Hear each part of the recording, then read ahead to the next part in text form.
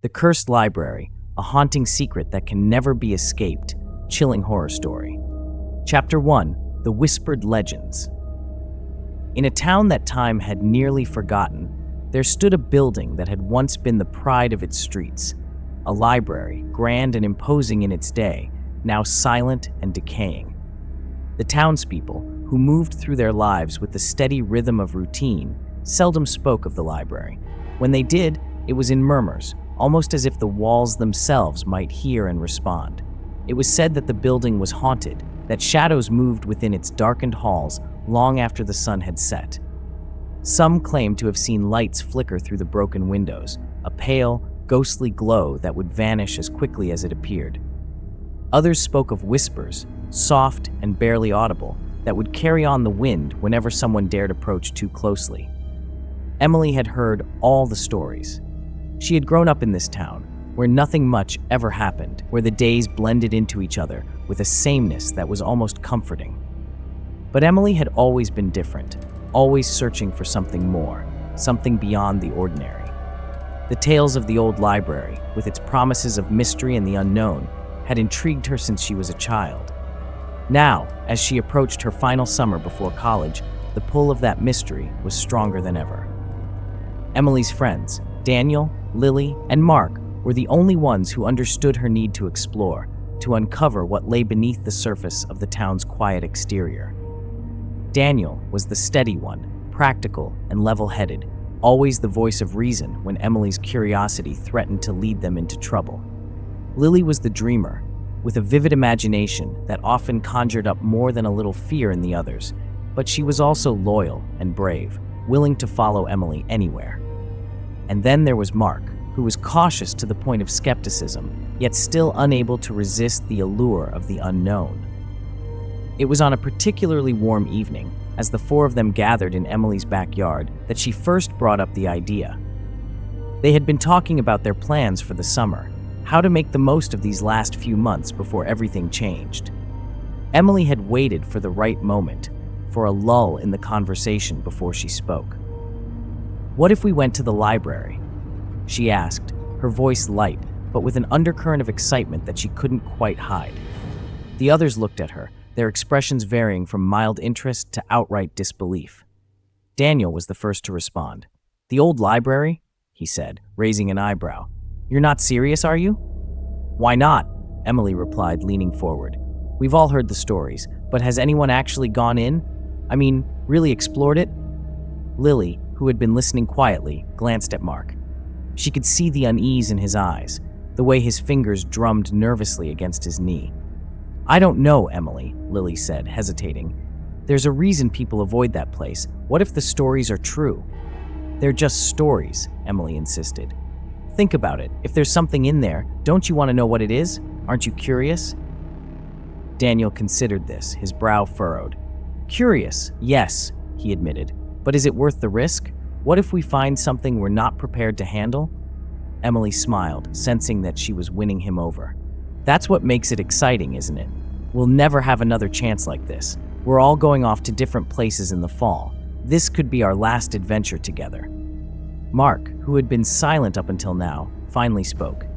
His voice was low, almost a whisper. "I don't think it's a good idea, Em. I've heard things. My uncle used to talk about the library, about strange things happening there, people disappearing. He always told me to stay away." Emily softened her tone, sensing the fear behind his words. "Mark, I know it's scary, but we'll be together. Nothing's going to happen, and if it does, we'll deal with it. We always do." There was a long pause as the group considered her words. The air was thick with the scent of summer, the distant hum of cicadas filling the silence. Finally, Daniel nodded. "All right," he said. "If we're going to do this, let's do it right. We'll go during the day, and we'll stick together. No wandering off alone." Lily nodded in agreement, though she still looked uneasy. Mark hesitated, his gaze flickering between his friends and the darkening sky. "Okay," he said at last, his voice barely audible. "But if anything feels wrong, we leave. No questions asked." Emily grinned, relieved that they were all on board. "Deal," she said, feeling a thrill of anticipation course through her. The library, with all its secrets, awaited them. As they parted ways that evening, the excitement hung in the air between them, a mix of fear and exhilaration. None of them knew what they would find in the library or how deeply it would change them. The shadows of the past were waiting, hidden within the dust and decay of forgotten books, ready to be awakened by those brave or foolish enough to seek them out. Chapter 2: Entering the Library. As the sun dipped low in the sky, casting elongated shadows across the town, the group gathered at the foot of the old library. The structure towered above them, its grandeur from a bygone era now marred by years of neglect. The once proud facade was veiled in creeping ivy, its stone walls cracked and weathered, bearing the weight of countless seasons. Windows that had once gleamed with the promise of knowledge now stood dark and empty, like hollow eyes watching their every move. Emily took a deep breath, feeling a shiver of both excitement and unease as she looked up at the imposing building. The others stood close by, their earlier bravado waning in the face of the library's ominous presence. Daniel, ever the pragmatist, surveyed the structure with a cautious eye, while Lily, with her wild imagination, already seemed to sense the unseen forces that lurked within. Mark, who had been most reluctant, could barely meet the library's gaze, his discomfort palpable as they approached the heavy wooden doors. "This is it," Emily whispered, more to herself than to the others.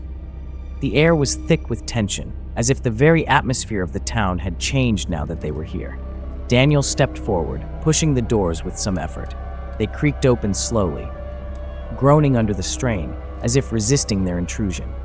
A musty smell wafted out to greet them, a stale mixture of dust, mildew, and the faint, lingering scent of forgotten books. The interior was shrouded in shadow, the dim light of the setting sun barely penetrating the gloom. They hesitated at the threshold, the silence inside almost oppressive. It was as if the building had been waiting, holding its breath for this moment. Emily took the first step forward, the creaking of the old floorboards echoing unnervingly in the cavernous space. The others followed, their movements slow and tentative, every sound amplified in the oppressive stillness. The library's once beautiful architecture was now a mere shadow of its former self. Tall, arched ceilings stretched above them, adorned with intricate moldings that were now chipped and peeling. Shelves that had once been meticulously organized were now haphazardly filled with books, their spines cracked and faded, titles barely legible. Dust motes floated lazily in the beams of fading sunlight, disturbed by their presence. As they moved deeper into the library, a sense of unease settled over them. The silence was unnatural, a heavy, almost tangible thing that pressed against their ears. There was no sound of life, no birds, no rustling of leaves outside, only the steady drip of water somewhere in the distance and their own shallow breathing. "Does anyone else feel that?" Lily whispered, her voice barely more than a breath. Emily nodded, her gaze darting around the room. There was something wrong about the place, something beyond its obvious decay. It was as if the walls themselves were watching, waiting. Suddenly, a loud thud echoed through the library, making them all jump. They turned to see a book lying on the floor, having apparently fallen from one of the higher shelves. But there was no one nearby, no breeze to dislodge it. "Probably just the wind," Daniel muttered, though his tone betrayed his uncertainty. But it wasn't just the book. As they continued to explore, other things began to happen, barely audible whispers that seemed to flit through the air, growing louder the further they ventured in. Shadows shifted in the corners of their vision, always gone when they tried to look directly at them. The temperature dropped noticeably, a chill settling over them that had nothing to do with the evening air. Mark was the first to voice what they were all thinking. "We should leave," he said, his voice tight with fear. "This place, it isn't right." Emily opened her mouth to agree, but something caught her eye, a doorway at the far end of the main hall, half hidden behind a collapsed bookshelf. Unlike the other doors they had passed, this one was ajar, leading into darkness. "Wait," she said, stepping forward. "There's something back here." The others hesitated, but their curiosity was piqued. They followed Emily through the narrow gap into a small, cramped room. The air was even staler here, the walls lined with shelves that sagged under the weight of neglected volumes. In the center of the room, covered in dust and cobwebs, was a large, ornate desk. And there, atop it, lay a leather-bound journal, its cover worn and cracked with age. Emily's heart raced as she picked it up. The name on the front, barely legible, sent a shiver down her spine. Samuel Thorne. "The librarian," Lily whispered, her voice trembling. Emily opened the journal, the pages brittle under her fingertips. The entries were written in a neat, precise hand, though many had been damaged by time and neglect. The last entry, however, was what caught her attention. The ink was smudged, as if the writer had been in a hurry, but the words were clear enough to make her blood run cold. "There is something in this place," Samuel Thorne had written.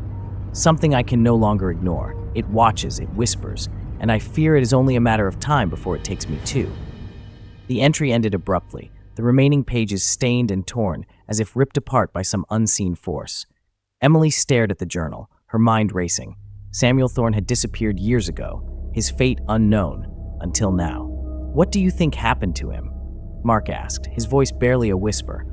"I don't know," Emily replied, closing the journal carefully. "But whatever it was, it started here." The group stood in silence, the weight of their discovery pressing down on them. The old library, with its crumbling walls and forgotten books, had just revealed its first secret. But as they would soon learn, it was only the beginning. Chapter 3: Unraveling the Mystery. The ride back to Emily's house was quiet, the air thick with unspoken dread. The journal, now safely tucked into Emily's bag, felt heavier with each step they took away from the library. As the group settled into Emily's cozy living room, the comforting warmth of the space did little to dispel the cold that seemed to cling to them after their encounter. Emily carefully placed the journal on the coffee table, its presence a stark contrast to the cheerful surroundings. The room, usually filled with laughter and light-hearted chatter, now felt subdued, the friends' earlier excitement replaced by a creeping unease. Daniel, ever the methodical one, was the first to break the silence. "We need to figure out what's in this journal. It might explain what's happening." They gathered around the table, their faces illuminated by the soft glow of a lamp. Emily opened the journal once more, handling the fragile pages with the utmost care. The entries were fragmented, as if time itself had conspired to erase the truth. But the words that remained painted a picture far more sinister than any of them had anticipated. "It looks like Samuel Thorne was trying to document something," Emily murmured, her eyes scanning the text. "He mentions the town's founders and secret meetings in the library." "Secret meetings?" Lily asked, leaning closer. "What kind of meetings?" Emily flipped to a page where the writing grew more frantic, the letters scrawled in a hurried hand. "He doesn't say exactly, but he talks about unexplained deaths. People who frequented the library began dying under mysterious circumstances, and Thorne believed it was connected to whatever these meetings were about." Mark, who had been silent until now, shifted uncomfortably. "You mean like a cult or something?" "It's possible," Daniel said, his voice tinged with doubt. "But why would a librarian be involved in something like that?" Emily turned another page, revealing a passage that sent a chill down her spine. "He wasn't involved. He was investigating. Thorne must have discovered something he wasn't supposed to. There's a note here about feeling watched, about something inside the library, something that wasn't human." The words hung in the air, their implications sinking in. A library, a place meant to be a sanctuary of knowledge, twisted into something dark and dangerous by the secrets it harbored. The friends exchanged uneasy glances, each of them grappling with the realization that they had stumbled into a mystery far beyond their understanding. As they continued reading, the atmosphere in the room grew heavier. Thorne's final entries became increasingly disjointed, his thoughts fragmented as if his mind had been unraveling. He wrote of whispers that followed him, shadows that seemed to move of their own accord, and the oppressive feeling that something was closing in on him. "I've seen them," Thorne had written, "figures in the corners of my vision, always just out of sight. They whisper to me, and I can't escape them. They know I've uncovered the truth, and now they want me to join them." Daniel's hand trembled as he turned the last page. "This is insane. If this is real, then what have we gotten ourselves into?" Before anyone could respond, a loud crash echoed from the kitchen, shattering the tense silence. They all jumped, their hearts racing as they stared at each other in shock. "What was that?" Lily whispered, her voice barely audible. Emily hesitated before standing up, the others following suit. Together, they moved cautiously towards the source of the noise, their fear mounting with each step. The kitchen, which had been empty moments before, now felt hostile, the air thick with a cold, unnatural chill. On the floor, a glass that had been sitting on the counter was now shattered, the pieces scattered across the tiles. But it wasn't the broken glass that held their attention. It was the feeling of being watched, a sensation so palpable that it made the hairs on the back of their necks stand on end. Mark's breathing quickened, his eyes darting around the room. "We shouldn't have taken that journal," he muttered, his voice cracking. "We've brought something with us." Daniel placed a hand on his shoulder, trying to steady him, but his own fear was evident in his trembling fingers. "We need to stay calm. It could have just fallen on its own." But even as he said the words, none of them believed it. They knew, deep down, that something else was at play, something far beyond the realm of rational explanation. As they returned to the living room, the feeling of unease only grew stronger. Emily tried to push through it, focusing on the journal in front of her, but the words began to blur, her mind unable to concentrate. The whispers Thorne had described seemed to echo in her own ears now, growing louder with each passing moment. "We need to find out what happened to Samuel Thorne," Emily said, her voice steady despite the fear gnawing at her. "Whatever he uncovered, it might be the key to stopping this." Daniel nodded, though his expression was grim. "But how do we do that? The library's history isn't exactly public knowledge, and if the townspeople are too afraid to talk about it..." "We'll have to dig deeper," Emily replied, her resolve hardening. "There must be records somewhere, old newspapers, town archives, something that can give us more clues." Lily, who had been quiet until now, spoke up. "What if we're not just dealing with a mystery? What if there's something supernatural involved? We've all felt it, those cold spots, the whispers. What if whatever was haunting Thorne is now haunting us?" The question lingered in the air, unspoken but understood.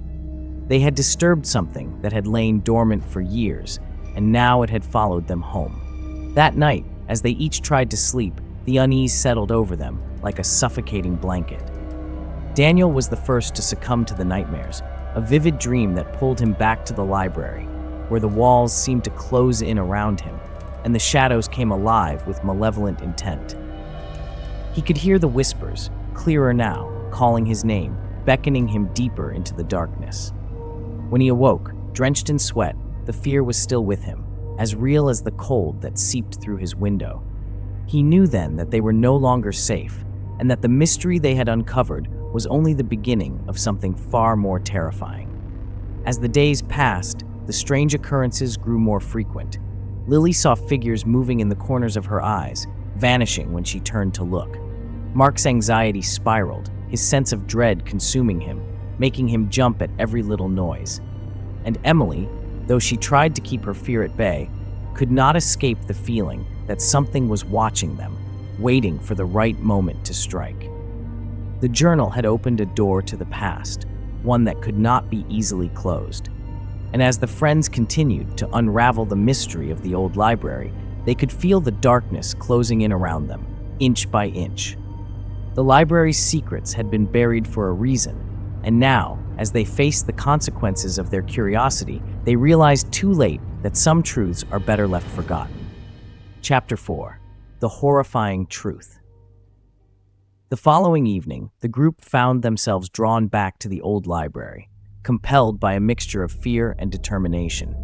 The sun had dipped below the horizon, leaving the town bathed in twilight, the shadows lengthening as they approached the towering edifice. The building seemed even more imposing now, its ivy-covered walls appearing almost alive in the dim light, as if they were straining to keep something within. They entered the library in silence, the heavy door creaking ominously behind them.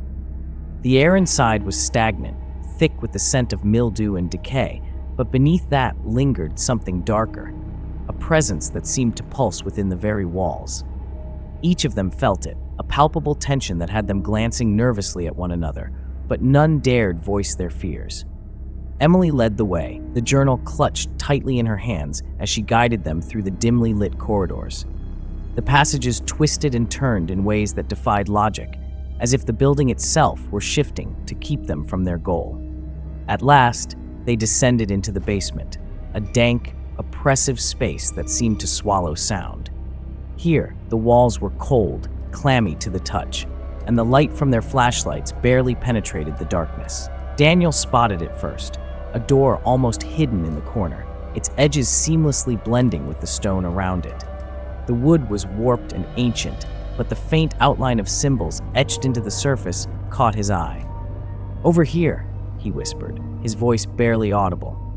They gathered around, the anticipation mounting as Emily traced the outline of the door with her fingertips. The journal had hinted at a hidden chamber, a place where Samuel Thorne had found something too terrible to name. Now, standing before it, they knew they had no choice but to proceed. The door opened with a groan, revealing a narrow staircase leading down into the earth. The air grew colder with each step they took, the silence pressing in on them until it felt as though they were being smothered. At the bottom, they found themselves in a low-ceilinged chamber, its walls covered in symbols that seemed to writhe in the flickering light. In the center of the room was a stone pedestal, and upon it rested a tome that seemed to exude a malevolent energy. The book was large, its cover cracked and worn with age, but it was the material that made their blood run cold, human skin, stitched together with a precision that spoke of both skill and madness. Emily hesitated, her breath catching as she reached out to touch the tome. Her fingers brushed against the surface, and an involuntary shudder ran through her. The others watched in horrified fascination as she opened the book, the pages inside filled with words written in a language none of them recognized, accompanied by disturbing illustrations that hinted at the unspeakable. This is what Thorne found," she whispered, her voice trembling. "A ritual performed by the town's founders. They sacrificed people, bound their souls to this place." The words hung in the air, the horror of their meaning slowly sinking in. The founders had traded innocent lives for power and prosperity, using dark magic to seal their pact. The spirits of those sacrificed had been imprisoned within the library, their torment fueling the hauntings that had plagued the building for generations. Mark took a step back, his face pale. "We shouldn't be here. We need to get out." But before he could finish, the room seemed to close in on them. The symbols on the walls began to glow faintly, a sickly green light that cast eerie shadows across their faces. The temperature dropped sharply, and the sensation of being watched returned, stronger than ever. Lily clutched her arms, shivering as she spoke. "They're here, aren't they? The spirits? They're watching us." Daniel's eyes darted around the room, his fear escalating as he realized there was no escape. "We've disturbed something." We've sudden, bone-chilling wail echoed through the chamber, cutting off his words. The sound was unlike anything they had ever heard, a cry of pure anguish, a soul-shattering scream that seemed to reverberate through their very bones. The walls shook, dust and debris raining down as the wail grew louder, more insistent until it became unbearable. Emily, her heart pounding in her chest, forced herself to look at the tome. "This ritual," she shouted over the din, "it's what keeps them bound here. We have to do something."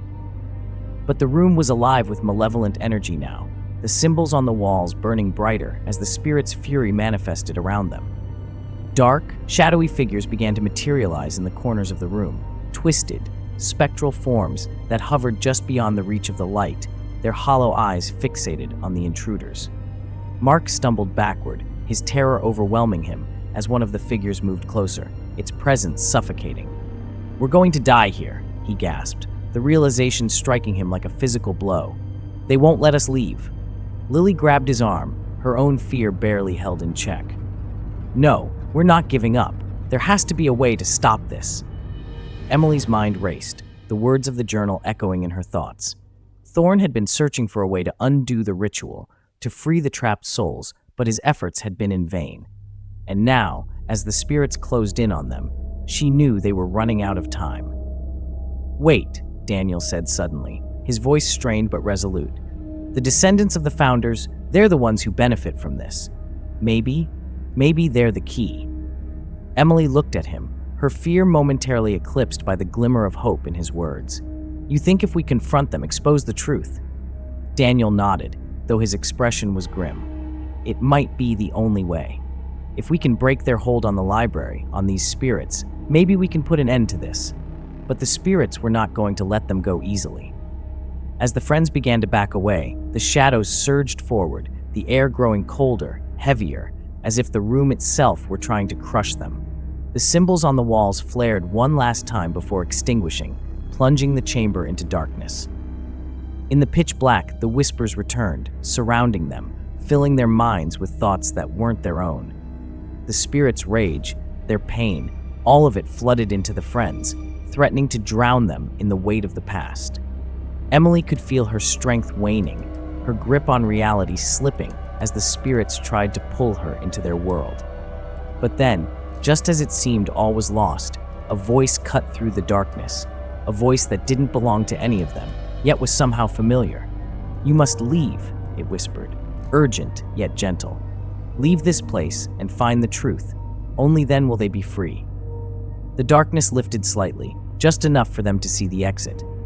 Emily didn't hesitate, pulling the others with her as they fled the chamber, the spirits' cries echoing in their ears as they raced up the stairs and out of the library.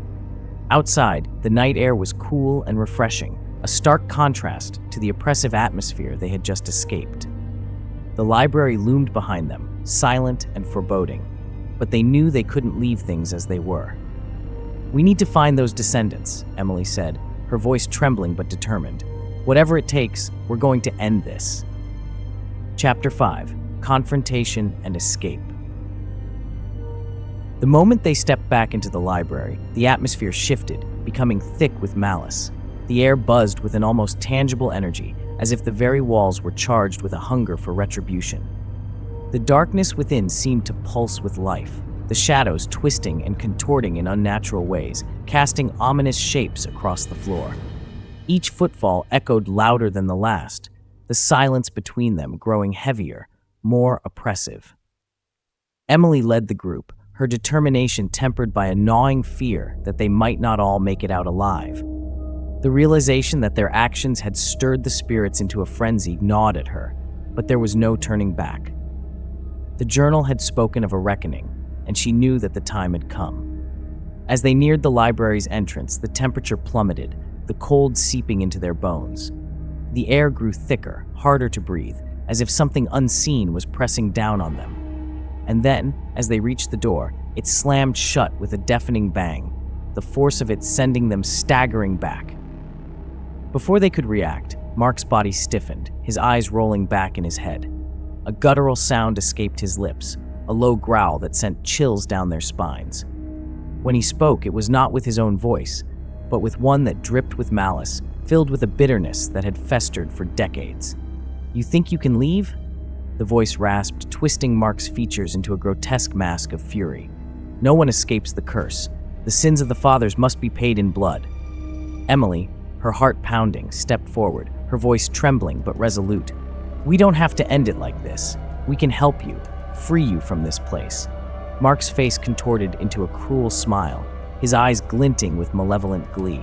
"Help? There is no help for the damned, only vengeance." The otherworldly force that had taken hold of Mark's body moved him with a jerky, unnatural precision. He lunged at Daniel, who barely managed to dodge the attack, the force of the blow sending him crashing into a nearby bookshelf. The room seemed to come alive in response, the shelves rattling, books flying off with a force that belied their age. Lily screamed, the sound piercing through the chaos, but Emily remained focused. She knew what she had to do. "Mark," she called out, trying to reach the man buried beneath the spirit's control. "Fight it! Don't let them take you!" But the thing inside Mark only laughed, a sound that was more a snarl than anything human. "He's ours now," it hissed, advancing on them with a predatory grace. "And so are you." In that moment, Emily knew there was only one way to end this. The journal had spoken of sacrifice, of blood paying for blood. She had hoped it wouldn't come to this, but now, staring into the eyes of her possessed friend, she knew what she had to do. "I'll stay," she said, her voice steady despite the fear clawing at her insides. "Let the others go, and I'll stay with you. I'll take the place of those you lost." The spirit hesitated, Mark's body freezing mid-step. It seemed to be considering her offer. weighing the sincerity of her words. The room fell eerily silent, the air thick with anticipation. But before Emily could take another step, Mark's eyes flickered with something she hadn't seen in them since the possession began: recognition. For a brief moment, he was himself again, the spirit's hold weakening just enough for him to act. "No, Emily," Mark choked out, his voice strained but unmistakably his own. "It's not your burden to bear." With a sudden burst of energy, Mark turned the knife he had been clutching toward himself. His movements were quick, almost desperate, as if he knew this was the only way to break the spirit's hold. He plunged the blade into his chest, a sharp gasp escaping him as he fell to his knees. The room erupted into chaos. The spirits, sensing their grip on this world weakening, began to lash out in a final, desperate bid to hold on. The walls shook, dust and debris raining down from the ceiling as the very foundations of the library seemed to tremble in response. Emily rushed to Mark's side, her hands trembling as she tried to stop the bleeding, but it was too late. His eyes, already glazed over with pain, met hers one last time. "Go," he whispered, his voice barely audible over the cacophony around them. "Get out, before it's too late." The ancient tome, forgotten in the chaos, suddenly burst into flames, the fire spreading rapidly across the room. The symbols on the walls began to glow fiercely before melting away, leaving scorch marks in their wake. The spirits' wails grew louder, more frantic, as the flames consumed everything in their path. Lily and Daniel grabbed Emily, pulling her to her feet as the fire surged toward them. The heat was intense, the smoke choking as they made their way toward the exit. Mark's sacrifice giving them the time they needed to escape. They burst through the library doors, stumbling into the cool night air just as the flames erupted from the windows behind them. The fire spread quickly, engulfing the old building in a matter of minutes. They could only watch as the library, with all its secrets and horrors, was reduced to a blazing inferno. As the flames finally died down, leaving nothing but smoldering ruins in their wake, a profound silence settled over the town. The oppressive presence that had hung over the library was gone, the spirits finally freed from their earthly prison. But the cost had been great. Emily stood in the stillness of the night, tears streaming down her face as she whispered a quiet thank you to the friend who had given everything to save them. The others stood beside her, the weight of what had happened settling heavily on their shoulders. The town would never be the same. The secrets of the founders had been uncovered, and the spirits that had haunted the old library were finally at rest.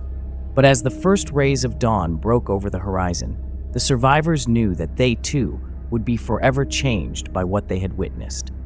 And as they turned to leave, walking away from the ashes of the past, they couldn't shake the feeling that some doors, once opened, could never truly be closed. Chapter 6: The Aftermath and Lesson.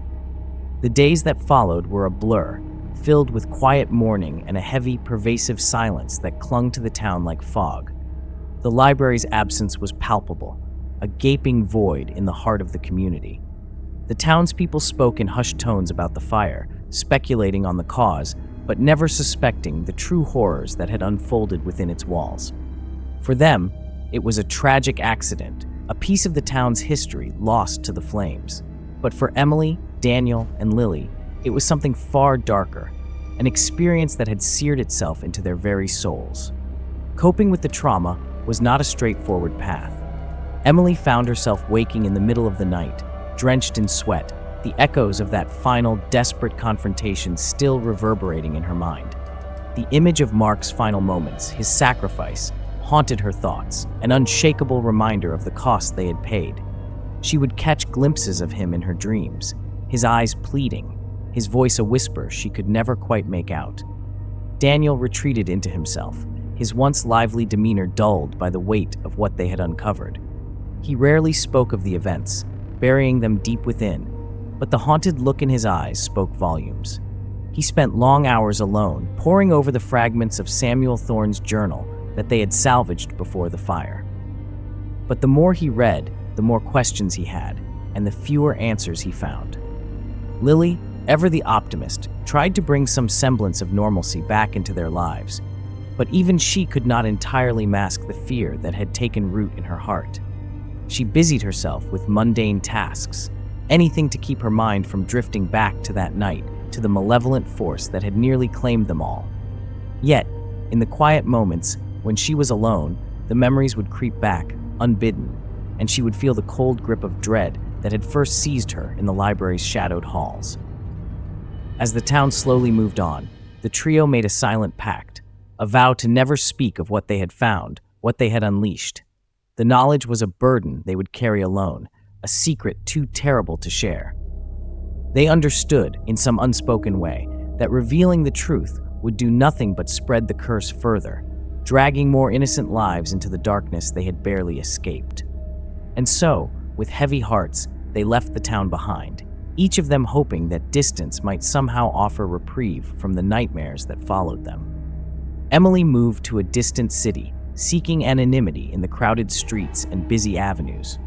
She took a job, rented an apartment, and tried to rebuild a life that felt increasingly foreign to her. But no matter how far she went, the memories followed, lurking in the corners of her mind, waiting to resurface when she least expected it. It was on a particularly cold, gray afternoon when the past caught up with her. She had just returned from work, her coat still damp from the persistent drizzle outside, when she noticed the package on her doorstep. It was unremarkable, a plain brown parcel with no markings to indicate where it had come from.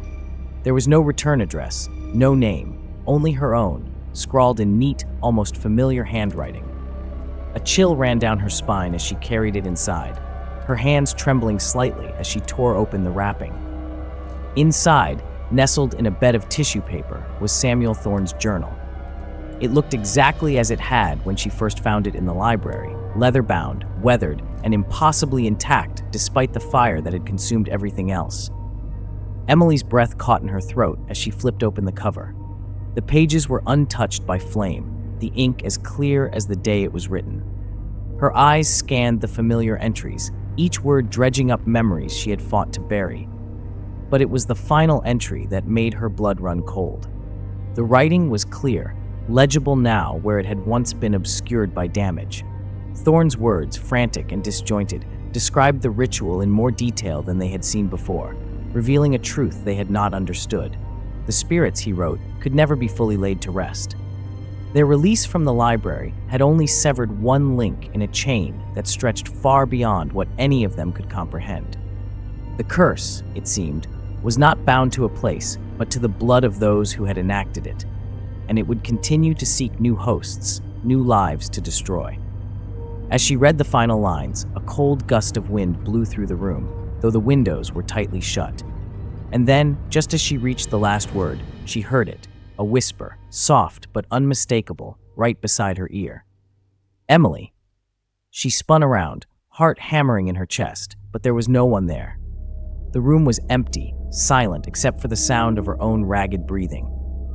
But the whisper had been real as the journal in her hands, and she knew with a sickening certainty that she could never escape what had been unleashed. The past, it seemed, was not something that could simply be left behind. It clung to her, a shadow she could never fully outrun, a curse that would follow her to the end of her days. And as she sat there, alone in her apartment, the journal open on her lap, Emily understood the true horror of what they had uncovered. Some doors, once opened, could never truly be closed. Thanks for watching. If you enjoyed this video, please give it a thumbs up, leave a comment, and don't forget to subscribe to our channel for more amazing short story. See you in the next one.